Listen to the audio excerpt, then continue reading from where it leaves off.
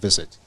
Well, my visit is personal to further encourage him to continue to do what he's doing for Nigerians. No one is saying it is easy, but there's no miracle that can turn around things overnight. But for the little the president has done, we must commend him. I was one time critic of the last administration, but you cannot compare the situation now. So for me, I'm here, one, to take the opportunity of his homecoming to visit him and to encourage him to do more for Nigerians. Your Excellency, we know you quite well of the other party, and this is another party ruling, but you so much have trust and hope in this man. Why that? Well, even while I was in office as a PDP governor, sitting governor, I've always believed in his leadership. And I did not hide my support for him, even before he became the president. And the only thing we can do as leaders of this country today is to continue to encourage him to lift up his hands, to make the public understand how uneasy it is to lead an economy that is down and today is being stabilized.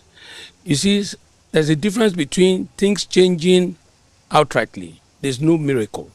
But stabilizing the economy, stabilizing the currency, and few courageous steps the president has taken and the achievement of his administrations put hopes in tomorrow for all of us. Your Excellency, we have seen recently movements, inter-party movements, yes, particularly from your party to the ruling party.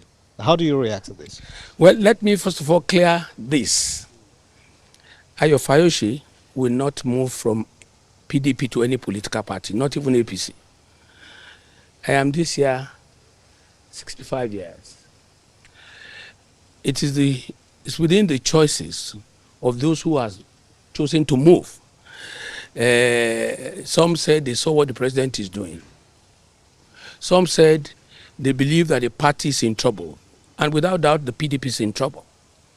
And that's the gospel truth.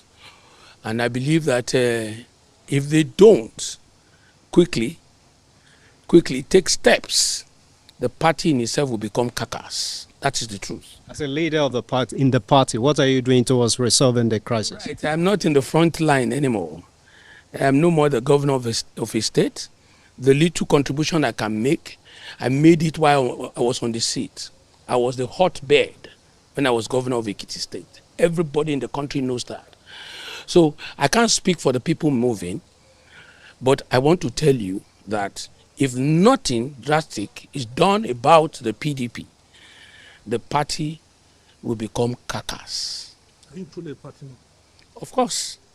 Of course. That was why I first of all said to you, nothing will make me move from PDP to another party. The moment I'm no more in PDP, I would rather leave politics, party politics. In your state, how satisfied are you with what is happening in your state? Well, we have a governor who is doing very well. Abiodun Abayomi Oyebanji, governor of Ekiti State, doing very, very well. All the former governors in the state are behind him. And for us, Ekiti is not about the party you belong to. It's our primary constituency. It is by the unity of that state that the people can benefit. So for us, I just asked Mr. President, let me put this right now. I just asked Mr. President expressly, because the last time I was here, I told him, what is your take on the governor, Governor Ibanji? He told me that is where he is. And I asked him again, because of rumor and counter rumor, his position on the current governor of Ekiti State to run the second time. And he told me, Ayo, that is where I am. Remain there.